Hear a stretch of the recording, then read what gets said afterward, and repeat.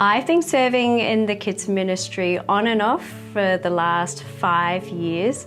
Initially, I joined in response to a need for more helpers, and so I joined as a helper. And my intention was always to remain serving in kids ministry as a helper.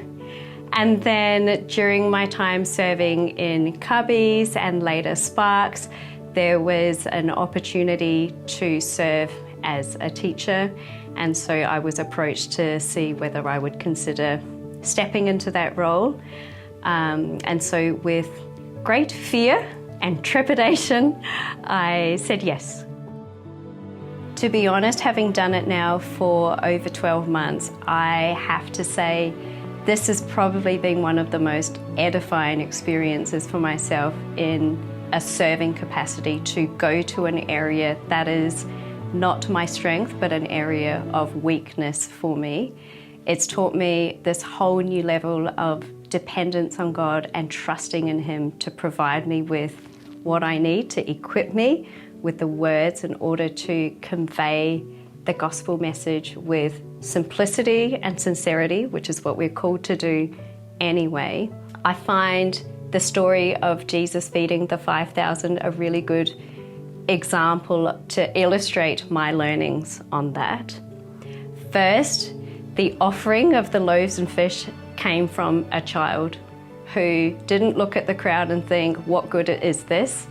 He came forward with his offering. And in the same way, I felt I didn't have much to offer, but it was really in response to a need that made me feel able to say yes. Secondly, Jesus is the one who does the taking, the blessing, the multiplying, and also the feeding. And I find it so remarkable that when Jesus takes the loaves and the fish, He multiplied that in its exact form. He didn't transform it into a 5-course meal. He fed the crowd with the boys' offerings. And in the same way, I don't feel like my words have been transformed overnight into this, just the words that I wish I had. However, I know that with what God has equipped me with, He has been able to do the feeding. That part is up to Him. All I can bring forward is what I'm able to offer week after week. There's been several joys that have come out of serving in the kids ministry in a teaching capacity.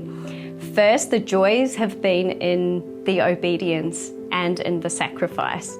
That sounds a bit counterintuitive, but in the obedience to do the little things well, and also to serve our little children well in the things that we do. And as a teacher, when it comes to the lesson preparation, that's involved some sacrifice in the time and the resources and the energy in order to prepare and put together a lesson. But the joy from that has come out of seeing the fruit of all the labour, not just myself, but all the other teachers that are involved in bringing the message to the children each week. The other joy has come from being a parent.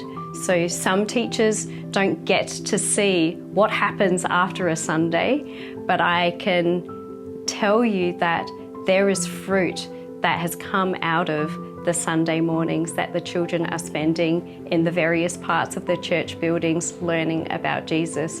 I remember the time when James came home on a Monday. This is after a Sunday when they had been learning about sharing the gospel with their friends, and he said he went to school and invited every kid in his class to church, and they all said no. I also remember the time when Amelia came home and told me about how she was sharing the gospel with an unbelieving friend of hers, and she was singing one of the worship songs that we'd been singing on Sunday and was teaching it to her. So those are the moments that convict me on one hand, because I can't even imagine going to my workplace and inviting every single one of my colleagues to come to church.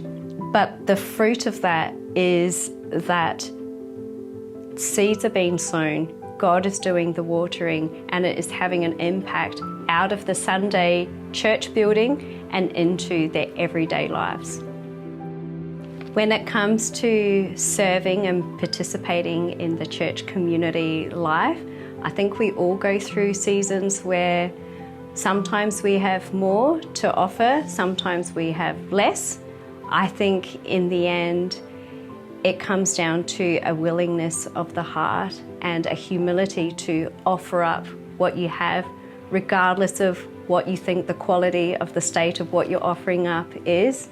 My encouragement to members of our church community that may be feeling a bit ambivalent about serving or unsure about what they're able to offer, I was there with you. I totally understand. But I would encourage you, having been through that myself, to offer up your loaves and fish and allow God to show you what He is able to make out of what you bring, how He's able to multiply what you offer up, and how He's able to feed those around you with what you bring forward. And in the end, if you have weaknesses, that's okay, because we know that Christ's strength is made perfect in our weakness, and that is what I have experienced.